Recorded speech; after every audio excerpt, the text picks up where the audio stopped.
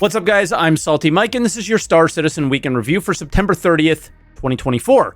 The CitizenCon drop begins, but it wasn't as bad as you'd think it'd be. The planned meshing test, though, it didn't happen, but for a good reason, and 324.2 is now in Evocati. All that and more on today's Week in Review.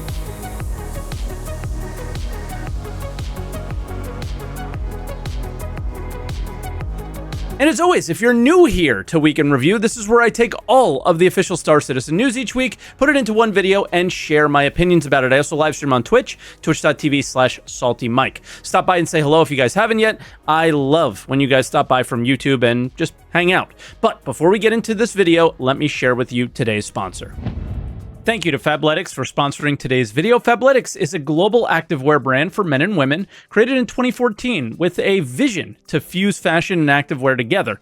They've brought the fit and feel of luxury activewear at an accessible price to millions of their members. This month, they dropped the Dawn Pant and the Dawn Bomber. I absolutely love the pants. They have the look and feel of a premium dress pant, but it's super light and stretchy and comfortable. And the jacket is also really comfortable and water repellent, which is great for the rainy season here in Florida. Even my wife got some great stuff for her walks and yoga. The sizes of these range from extra small up to 4X, and they take pride in that. They're committed to being an inclusive brand for everyone and everybody. Their big value is their VIP program, though. When you sign up to be a VIP, you get $10 shorts, 80%, that's right, 80% off your entire first order, and up to 50% off all products all day, every day after that. In addition to that, you get 1 credit a month to redeem for a 2-piece outfit or any product up to $100. And the membership is flexible. You can skip as often as you like, and you won't be charged. So if all that sounds great, head over to fabletics.com/SaltEMike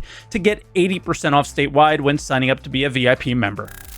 And thank you for checking out the sponsor spots. It just is a minute of your time, but it's actually game-changing for me to have a real professional edit these videos. I wouldn't be able to do that without those. So, without further ado, let's get into the patch notes.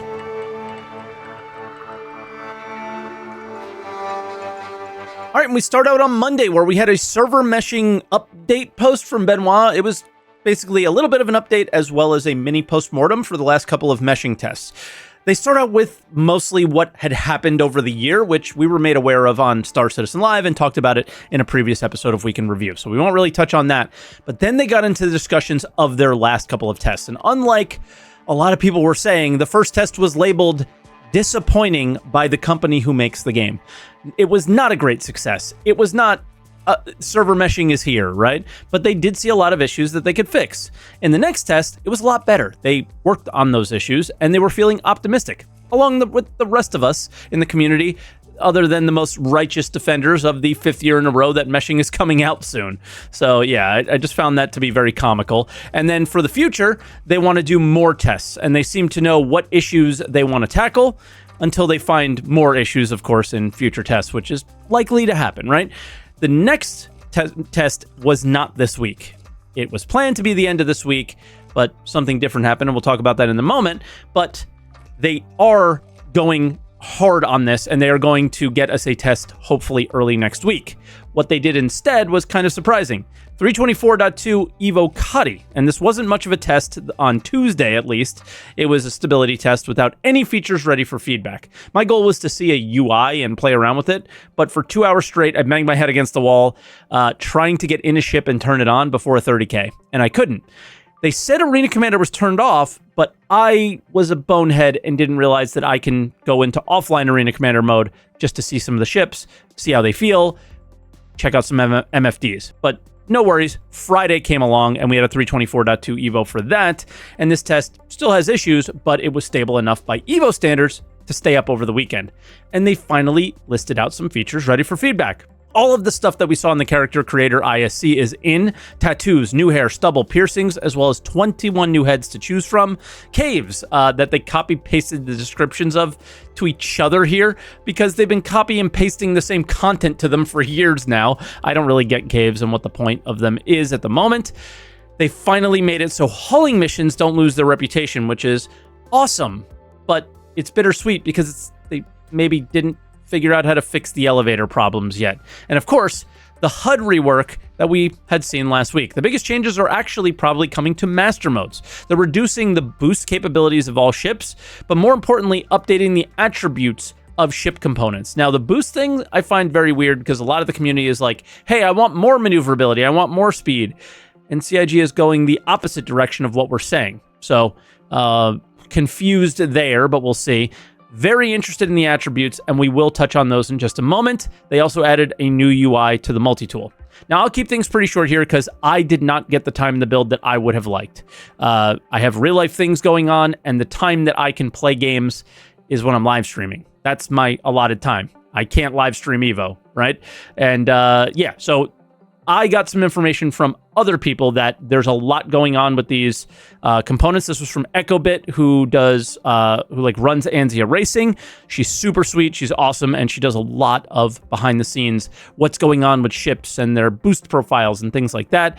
And yeah, components are hugely changing. They're different types have different damage reduction to different types of weapons, and they have different health pools. There's all sorts of things going on. So keep an eye out for Urkel and these other websites when things go to Wave 1, and I think we'll be able to see a lot of data between live and this and kind of what direction they want to go in with changing. I'm also super fortunate. I have a ton of developers that hang out my channel, even though, you know, the community isn't a big fan of me, it seems like, but some devs are, and I'm really proud of that. And Phil, who's a producer on the PU, let us know that 324.2 is actually using the 4.0 branch, which explains a lot about that instability I was talking about. We're in a totally different code branch, right? So you would think that 324 would get stable more and more and more because we thought it was 323. It's not. So yeah, that's kind of cool. And they're just excluding stuff that's going to be in 4.0. So it's a nice little tidbit there. But Evo is leak central, right? And it's at the point where I'm not sure why there's an NDA on it at all. I think they went overboard with allowing us to talk about it and all these things. And now there's just videos up on YouTube for you can see everything if you want. CIG is taking zero action on these things. So I don't know what's going on. Should I just live stream it at this point? Like, what are we doing, right? And then the ISR launcher, there was 2 updates to it this week, I think, but definitely one for 2.0.5. And yeah, they're mainly working on it working when you don't have internet, when it's offline, things like that. So check that out if you haven't yet. But yeah, let's move into other updates because we don't have anything in terms of roadmap or video or anything that happened this week because we are on that CitizenCon drought time.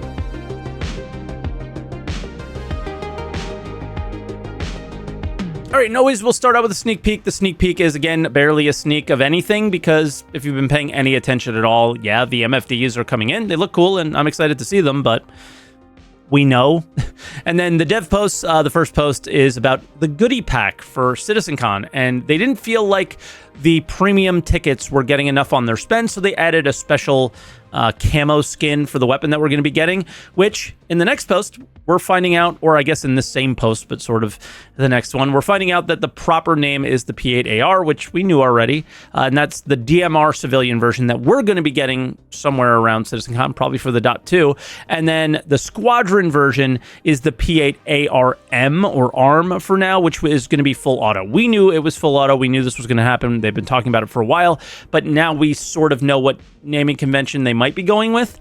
And then the next one isn't quite a dev post, but it's super cool. It's from a fan, Biru on Spectrum, and he made a way better ASOP UI.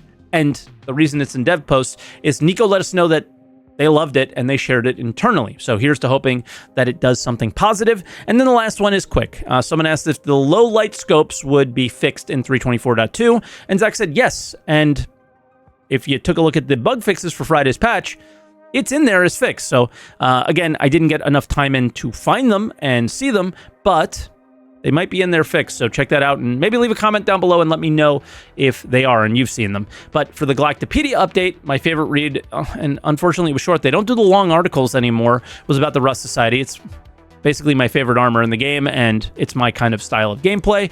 And then they also are doing a lot of lore on the Sol system, which I think is odd. Is it a hint for CitizenCon? Are they going to show maybe the Sol system? I believe they're going to show a lot of star systems that are very placeholder and maybe from very far away, nothing really close up or with any missions or locations attached to them. That's my big prediction for CitizenCon, I guess. But Croncy pointed out that it's probably something for Squadron 42 on my podcast with him, the Answer the Call podcast. If you didn't check that out, that'll be up at the end screen there, so you guys can check that out. And that's really all we have for this week. So the end screen's going to be coming up pretty soon. But I just want to say thank you. I'm feeling really good about things. We're definitely in the slow time, right? The calm before the storm that is CitizenCon. I'm feeling positive going into CitizenCon, simply because I'm not feeling anything. I don't care what they have to say. I don't believe anything that they're going to say, really, and I'm just going to keep going, and whatever we get is what we get, and I'm going to focus on that. The things that I'll focus on are game design stuff. Are they going in the direction that I want to see the game going? And even now, they're still doing a lot of things that are, I think, better for the game. It's just we're not interconnected just yet, right? So the game isn't really there. So yeah, pretty excited for that. Next week, we'll probably talk about the meshing test. We might see a schedule for CitizenCon, so we might be able to speculate a lot more on what we're going to see. So thank you for watching. Get subscribed for that. If you guys haven't yet, leave a comment down below on anything that we talked about, anything I may have missed, and like the video if you enjoyed it, and if you didn't, you know what to do. So thank you for watching, and we will catch you guys next week.